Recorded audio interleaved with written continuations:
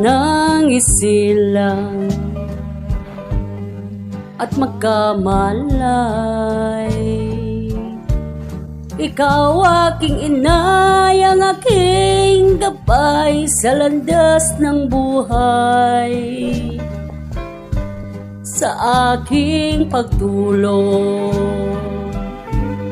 nagbabantay, kapag lumuluha ang mahal mong sanggol, ika'y tumaramay.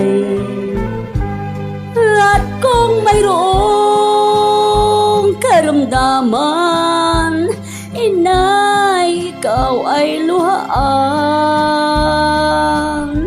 Ang iyong gagawin ay hindi malaman sa anak mong mahal. Pag may lamok o bugawin, pasuyo mong hahaplusin.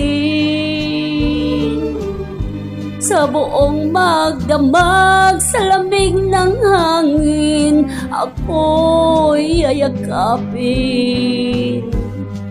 Ang isang asawa, mga kasintahan, kidaling hanapin sa balat ng lupa ay matatagpuan. Ngunit ang isang ina, pag pumanaw upang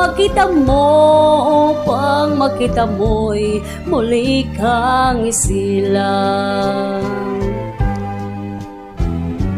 Dakilat kay nay ko sa akin, huliran at dapat mahalin.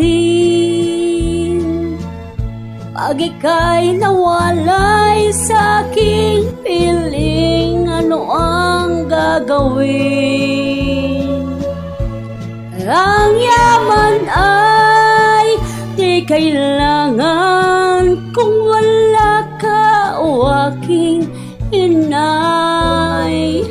Sa mundong ibabaw, wala kang kapantay. Dakila ka, inay.